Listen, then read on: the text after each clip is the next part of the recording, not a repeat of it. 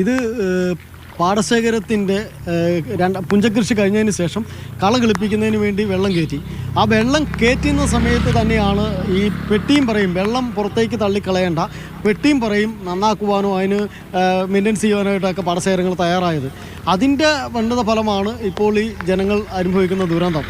പാടശേഖര സമിതികൾ അത്തരത്തിലുള്ള ഒരു തീരുമാനം എടുക്കുമ്പോൾ കാലവർഷത്തെക്കുറിച്ചും ഇല്ല അതിനുണ്ടാകുന്ന പ്രത്യാഘാതങ്ങളെക്കുറിച്ചും ഒക്കെ അവർ ചിന്തിച്ച് വേണം ചെയ്യാൻ. പക്ഷേ കിഴക്കൻ വെള്ളം വരാത്തതൊരാശ്വാസം തോന്നുന്നു. കിഴക്കൻ വെള്ളം വരുന്നില്ല എങ്കിൽ പോലും ഈ പെയ്ത്ത് വെള്ളം തന്നെ ഇപ്പോൾ ആറിൻ്റെ കൽക്കെട്ട് ലെവലായി നിൽക്കുന്ന ഒരു അവസ്ഥയാണ്.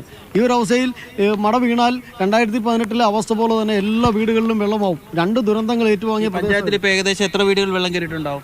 ഇപ്പം ഇരുമ്പനവും പുത്തുംതുരവും അതുപോലെ കാടുകയ്യാറ് സോമാതുരം അതുപോലെ കാക്കനാട് ചിറ വളപ്പുപാടം ഈ 5 പാടങ്ങളിൽ ചുറ്റും താമസിക്കുന്ന ആളുകൾ ഇതേ അവസ്ഥയിൽ തന്നെയാണ്.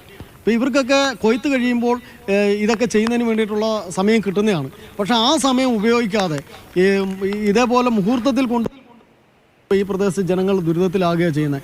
ഒരു ക്യാമ്പ് ഈ പാടത്ത് ഞങ്ങളുടെയൊക്കെ കാലിൽ വളങ്കടിയായി. ഒരു ആരോഗ്യ വകുപ്പിൻ്റെ ആളുകൾ വളങ്കടിക്കൂടെ മരുന്നോ മറ്റു കാര്യങ്ങളോ എത്തിക്കാൻ ഇവിടെ തയ്യാറാകുന്നില്ല. ക്യാമ്പ് അനുവദിക്കാൻ പറഞ്ഞപ്പോൾ 4 കിലോമീറ്റർ അപ്പുറത്തുള്ള സെൻറ്റ് മേരീസ് സ്കൂളിലാണ് ക്യാമ്പ് അനുവദിക്കാൻ പറ്റൂ. അതുകൊണ്ട് അവിടേക്ക് വരാൻ ഇവിടെ ഇത്രയും ദൂരത്ത് കിടക്കുന്ന ഈ ആളുകൾ ഇവിടെ ഈ വെള്ളവും താണ്ടി അവരുടെ ഉള്ള സാധനങ്ങളും എടുത്ത് ആ ക്യാമ്പുകളിലേക്ക് എങ്ങനെ പോകും? എത്താൻ പറ്റാത്ത രീതിയിൽ ചെയ്യാൻ പറ്റാത്ത കാര്യങ്ങൾ അവിടെ പോയി ചെല്ലുക എന്ന് പറഞ്ഞാൽ ഈ ജനതകളെ ഒന്നുകൂടെ ദുരിതത്തിലാക്കുന്നതല്ലേ. അപ്പോൾ ആ വെള്ളം സഹിച്ചും ക്ഷമിച്ചും ഉള്ളത് കിടക്കുക എന്ന് വിചാരിച്ചാണ് ആളുകൾ ഇവിടെ ഇരിക്കുന്നത്. ഞങ്ങളെപ്പോലുള്ള ജനപ്രതിനിധികളാണ് ഏറ്റവും കൂടുതൽ പരാതികളും തെറികളും കേൾക്കുന്നത്. അവർക്ക് ആവശ്യമായിട്ടുള്ള സാധനങ്ങൾ ഒന്നും എത്തുന്നില്ല.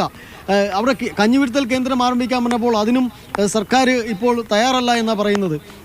തൊട്ടടുത്തൊരു സ്കൂളുണ്ട്, ഈ ആളുകളെ അവിടേക്ക് മാറ്റി പാർപ്പിക്കാൻ പറഞ്ഞപ്പോൾ തഹസിൽദാരും അടക്കം വില്ലേജ് ഓഫീസർമാരും പറയുന്നത് അവർക്ക് നിർദ്ദേശമില്ല, ഈ പഞ്ചായത്തിൽ ഒരൊറ്റ ക്യാമ്പ് മതി എന്നുള്ളതാണ്. അത് പലപ്പോഴും നമ്മളിപ്പോൾ ദൃശ്യങ്ങളിലൊക്കെ കാണുന്ന പലയിടത്തും ഈ ദുരിതമൊക്കെ അവർ പറയുന്ന ആദ്യമായിട്ടുള്ള ഒരു വെള്ളപ്പൊക്കത്തിൻ്റെ അനുഭവമാണ്. പക്ഷേ കുട്ടനാട്ടുകാരെ സംബന്ധിച്ചിടത്തോളം അവിടെ ഒരു ജീവിതത്തിൻ്റെ ഭാഗമാണ്. പണ്ടൊക്കെ ആളുകൾക്ക് ഒരു പക്ഷേ ഈ എല്ലാ വർഷവും അല്ലെങ്കിൽ വർഷത്തിൽ 2 or 3 തവണ സ്വന്തം വീട്ടിൽ നിന്ന് വളർത്തുകോഴിയെയും പശുവിനെയും ഉൾപ്പെടെയായി പലായനം ചെയ്യേണ്ടി വരുന്ന മനുഷ്യരുടെ ഗതികേടിനെ കുറിച്ച് ഭൂരിഭാഗം ജനങ്ങൾക്ക് മനസ്സിലാവില്ലായിരുന്നു.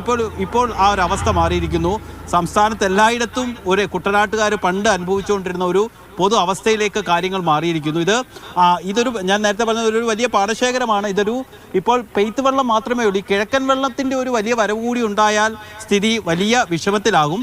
ഇവിടെ മാത്രമല്ല, ഈ പറയുന്ന ഭൂരിഭാഗം സ്ഥലങ്ങളിലും നമുക്കിപ്പോൾ വേണമെങ്കിൽ മഴയൊക്കെ കാര്യമായിട്ട് മഴയുണ്ട്, ശക്തമായ മഴയാണ്.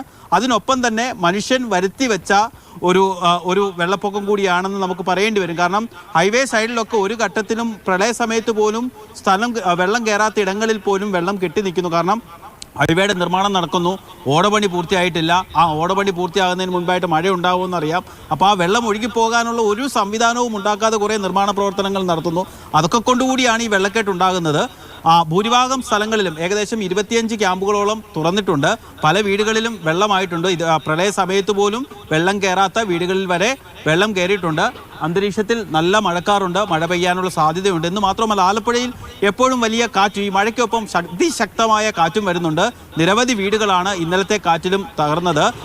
മരങ്ങൾ വ്യാപകമായി കടപുഴകി വീഴുന്നുണ്ട്. ഈ കുട്ടനാട്ടിലെ പോലെ തന്നെ തീരമേഖലയും വലിയ ആശങ്കയിലാണ്. കാരണം ഒരാഴ്ചയിലധികമായി അതിശക്തമായ തിരയാണ് കടലിലുള്ളത്.